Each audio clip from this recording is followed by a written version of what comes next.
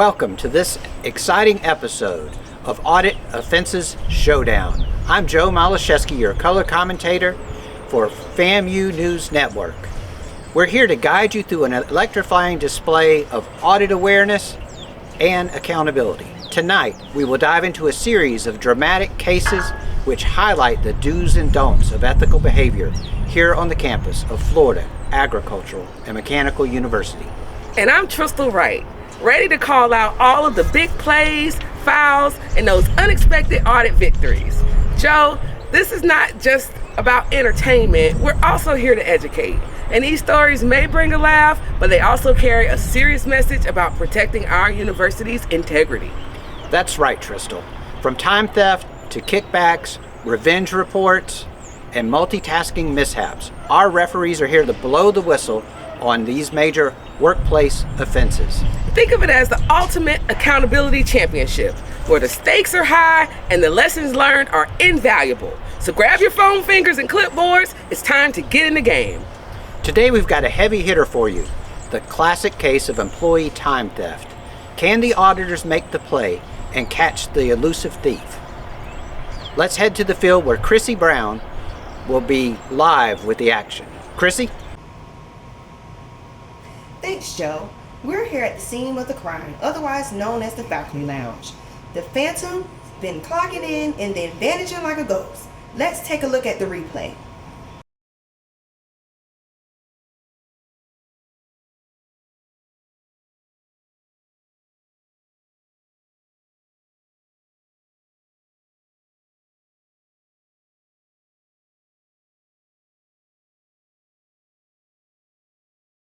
Caught in the act, just look at that form.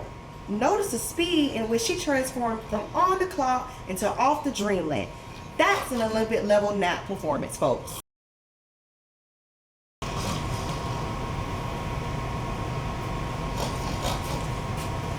Sleeping on company time?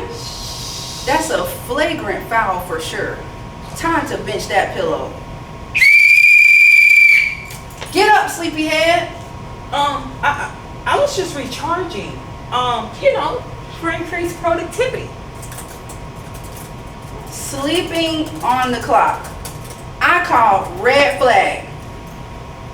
Time to hit the bench. Let's go.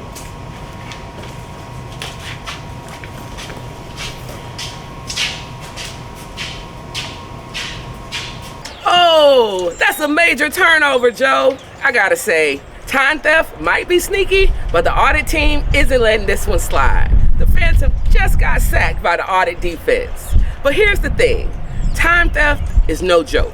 It's actually considered fraud under the University Code of Conduct. That's right, Tristal. Time theft is not on the scoreboard, but auditors are always watching the game tape.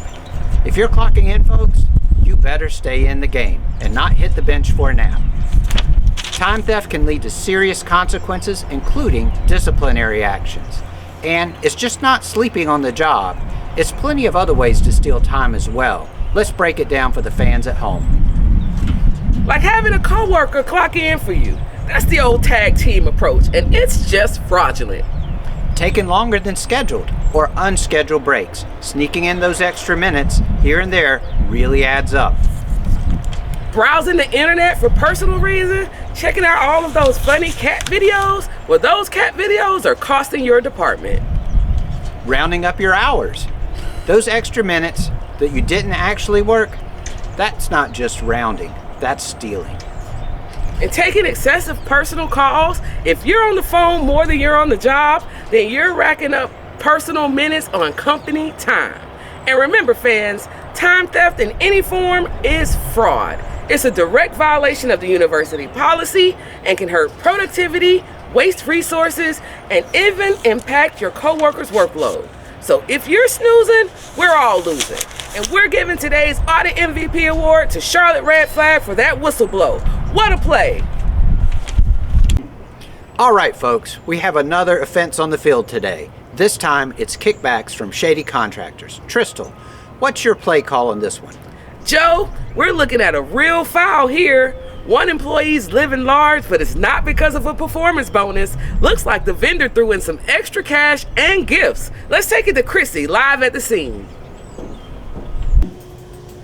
Thanks, Tristal. I'm here at the scene where we've got a clear case of what we're calling Kickback Kickoff. Lucy Lush Davenport over here has been scoring big, but not just from her paycheck. And meanwhile, Sarah Slim Wallet Johnson can barely keep her chair from collapsing. Let's take a look. I've been working here for 5 years.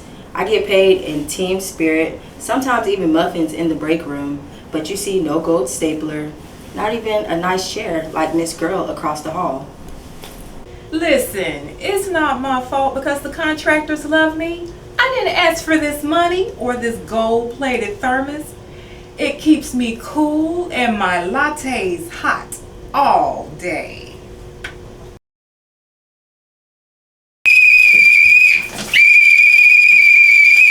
Flag on the play. We've got a clear case of kickback penalties on the field. Look at you, receiving gifts from contractors? That's a major violation, Lucy. You're flagged for unethical conduct. No, listen. I did not realize that having a thermos was considered as a kickback. I mean, it was just office flair. Like a diamond-studded paperweight from our contractors. It was a thank you gift. Sure. Guess what? It doesn't matter. That's a violation. You're out of here.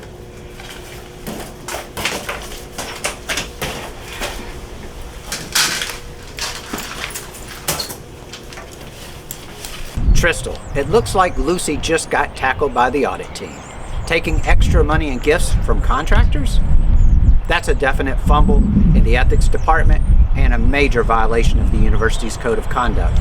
Our code of conduct prohibits accepting gifts with the understanding that it will influence your official position with the department. Absolutely, Joe. You can't turn your desk into a luxury suite while your coworker's stuck with a chair that's one wheel short of a tricycle.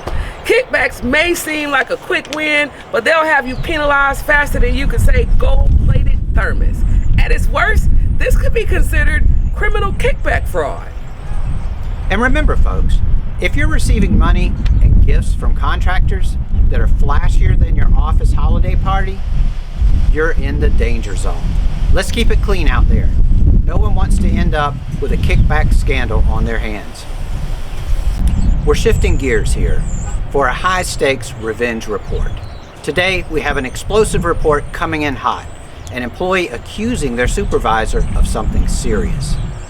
But is this a genuine report or a case of sour grapes? Tristal, what's your take on this situation? I don't know, Joe. This one smells like a revenge play to me. We've got an employee who's fired up, but the accusations might not pass the smell test. Let's take it down to Chrissy for the latest on the field. Thanks, Tristal. I'm here in the office where Rebecca Retaliation Jones has filed an official report against her supervisor, Toya Tough Love Daniels. The accusation? Well, let's just say there's something fishy about this complaint. Let's get the details. Oh, I filed the report. Toya has been stealing office supplies, and I believe she has a side business. So I seen her steal 3 staplers, and where are those going? Wait, you're saying your supervisor is running a side hustle for office supplies out of her cubicle? Yes, look at her. She's too neat, she's too organized. Nobody is that tidy without some shady business going on. Rebecca, I'm just trying to keep the office functional. I've never stolen a stapler in my life. And anyways, who needs 3 staplers to begin with? She's hoarding the staplers. And don't get me started on the Post-it notes. She's probably selling those on the side too.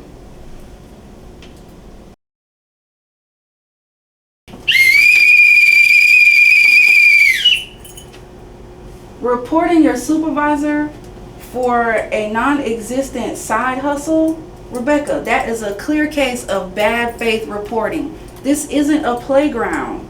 These are serious accusations, and you can't just make things up because you're upset. Well, maybe she didn't literally steal the staplers, but she's been microaggressive and targeting me for no good reason. And now you're in a sticky situation. Filing a report in bad faith can lead to some serious consequences, Rebecca. This isn't about just wasting time. It's about wasting university resources. It's not just a bad play, it's a major liability. There was no need to file an official report. Listen, you're out of the game. Let's go.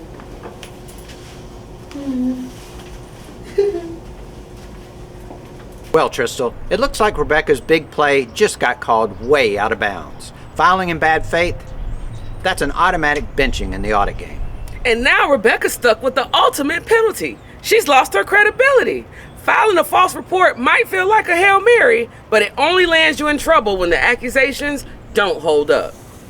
That's right, Tristal. Filing in bad faith doesn't just waste time.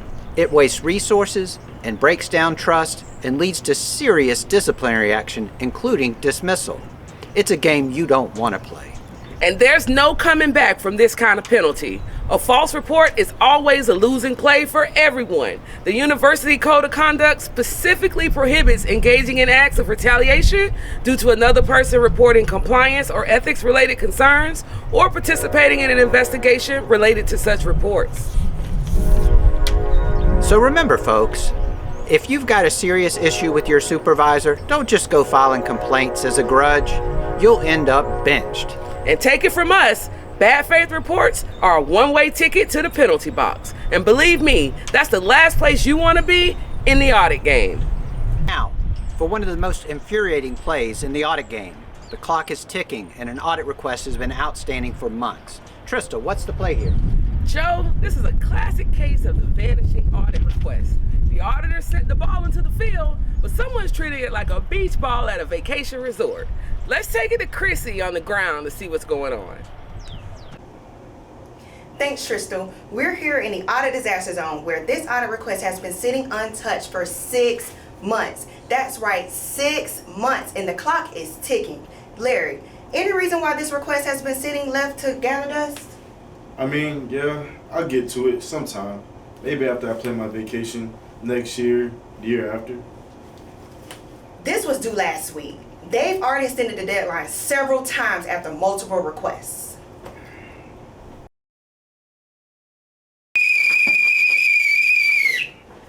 Foul play. Failing to respond timely to audit requests can lead to delays, increased costs, inaccurate findings, and strained relationships.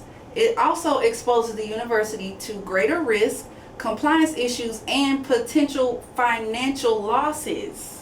Whoosh! It is I, Jackie on time. I'll take care of this audit request for you. She got it, but I was going to do it though. Sure you were. Failing to respond timely to audit requests is a major penalty. Delays like this cost real points. We're talking money, reputation, and risk. I don't even see how. Because cooperating with audit and investigation requests is like making a game-winning shot. It supports smart decisions and protects the university's reputation and funding. You ruin that for us, so you're out of the game.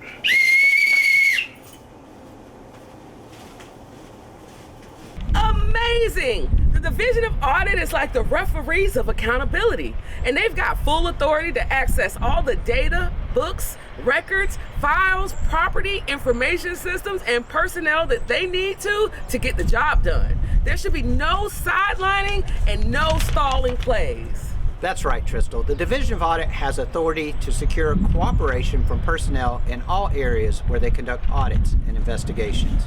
While procrastinating may seem fun, it won't be so much fun when the auditors and your supervisor come knocking. That's right. And what's the key to staying in the game? I'll tell you. Respond quickly, follow the rules, and remember, the Division of Audit is always ready to call the plays that keep the university in the championship of accountability. And finally, folks, we've got a multitasking master who forgot one key play, reporting her side gigs. Let's go to Chrissy on the sidelines for details. Thanks, Joe. I'm here with Stephanie Side Hustle Carter, who's running more jobs than a professional athlete. But there's one problem. She forgot to tell the university. I got this. It's all about time management. You'd be amazed how much I can get done between meetings. Oh, hey boss. Hey boss. I'll get it to you by tomorrow. You don't mind giving me a one-day extension, do you? Thanks a lot. Hey kids. It's time for Fuzzy Bunny Story Hour. Excuse me? Hold on, kids. Fuzzy Bunny will be right back. Impressive. Except it looks like you forgot to mention a few side gigs to your main employer. You know, like the university. What's the harm? I'm getting the work done. Who cares if I'm also running a bunch of side hustles? Multitasking is a skill.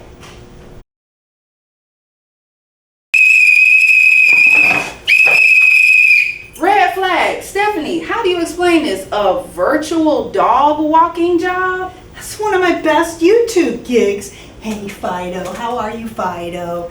Have a treat, Fido. Yeah, You hate it. Stephanie, that looks like the only thing that's disappearing here is transparency. You missed the part where you're supposed to annually report all these jobs and any other commitments that could interfere with your work schedule, even if they are unpaid.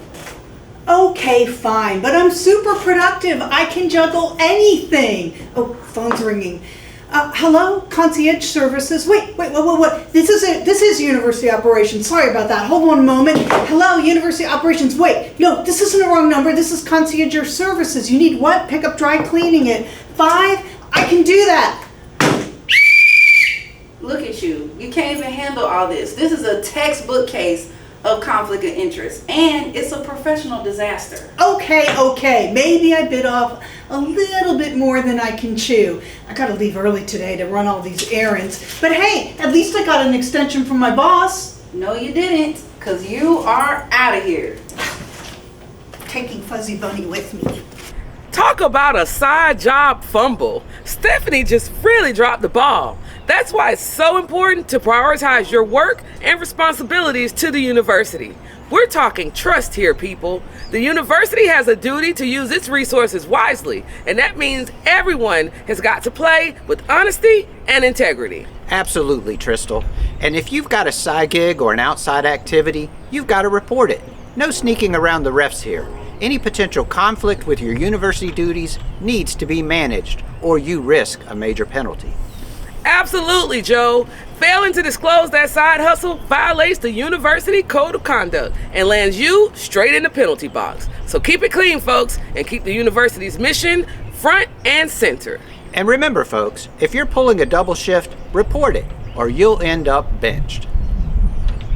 And that concludes our Audit Offenses Showdown, live here from Bragg Memorial Stadium.